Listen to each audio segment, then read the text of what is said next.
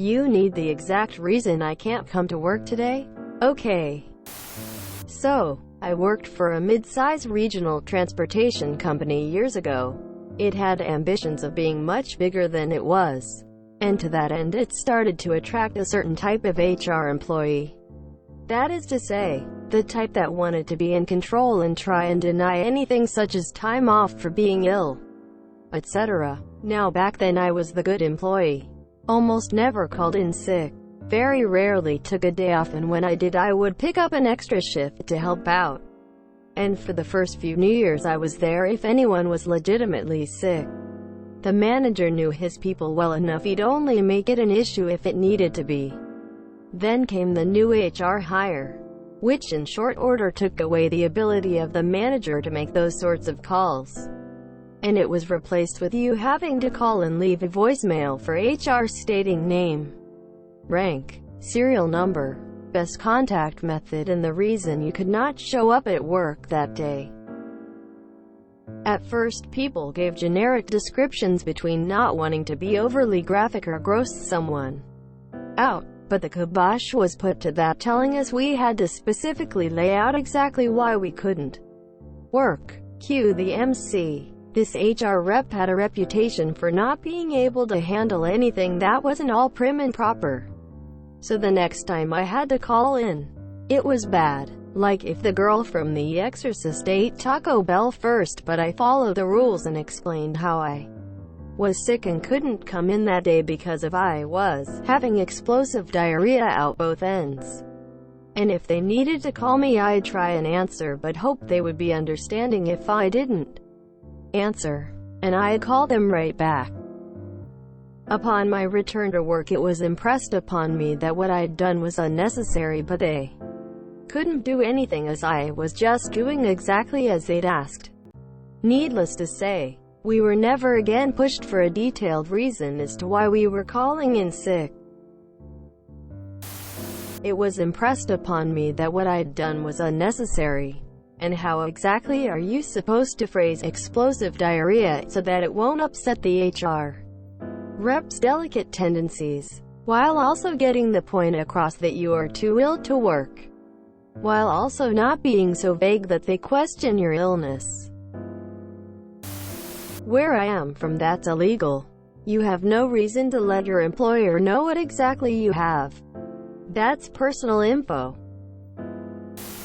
Many years ago we had a girl call in sick and we didn't ask why, yet she proceeded to tell us, "I can't come in today and my vagina hurts from too much sex last night." Well hun, rest up and see you on your next shift. I actually posted about one incident recently about this with one of our house supervisors. He's the only one that hassles you and demands exact info. I tried to be subtle and tell him I was sick. That was his enough. Few wanted to know what was wrong. I tried to be subtle and tell him feminine issues. That was his enough either. So I decided to go into as much detail as I could about how I thought I had an ovarian cyst rupturing. Quickest hang-up ever. Sadly, he's still a nosy twat and hasn't learned his lesson. A buddy of mine had a similar situation, but he provided them an out. He left a generic description for HR, but at the end, he said, "If the details provided aren't enough, please refer to the message following this one." He left another message with a last chance warning at the beginning. They could skip delete this if the previous would suffice. After that, everything was fair game. It is none of their business.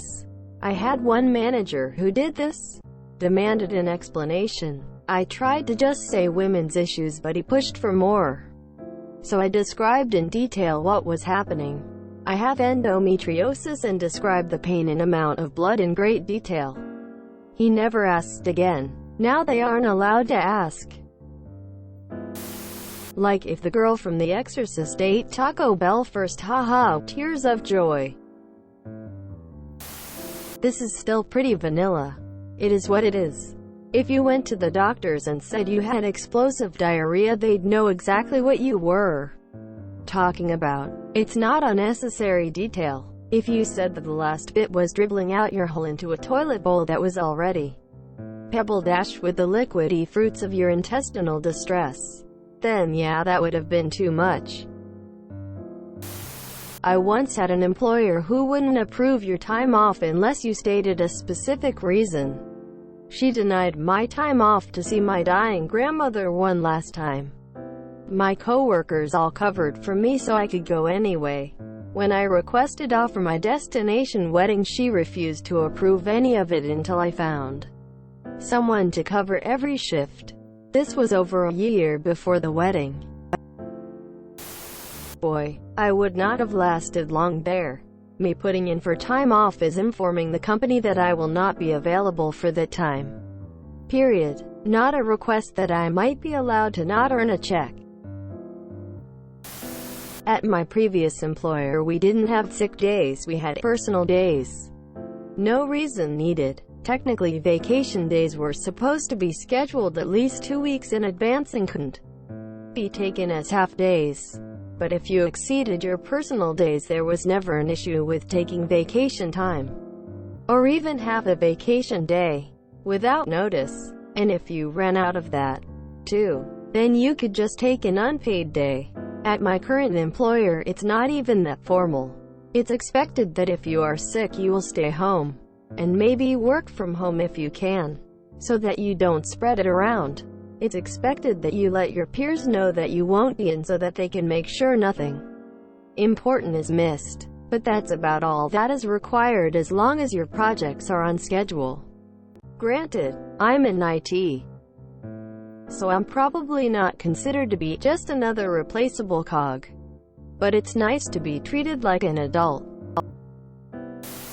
Ah, the old double dragon. In the UK, this is illegal and very dodgy. Where I live, you get paid extra for taking a day off. It's only 1 or 2% extra, but I don't complain about it. Minimal amount of off time is 24 days. I have 30. Sick days are separate and also paid.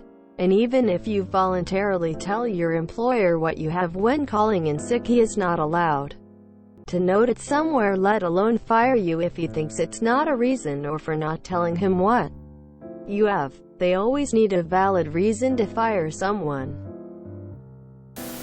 This reminds me of the one where the employee followed the letter of the request for proof with a self-photo of the toilet bowl after harassing texts. The next day they tried to fire up until all of the texts were shown. This seems to be about an involuntary bodily function. I love doing this. Didn't want to know the intimate details about whatever is wrong with me? Don't pry. I once asked my senior class if I could go to the bathroom because I had to change my tampon. That was the only way my teacher would let me go to the bathroom as a senior in high school, and he still didn't let me go. So I puked on him. That was the worst. Usually it's graphic detailing on what it feels like to need to change one's tampon to a dude. Also, what happens if you don't. Pro tip: explosive diarrhea will get you out of anything, no questions asked. Samples provided unless requested not to. Right to work states they can literally fire you because they don't like your shoes. If you enjoyed this video, please check out our playlists full of similar content. Epic Haircast is like doom scrolling for your ears. Please like, share, and subscribe.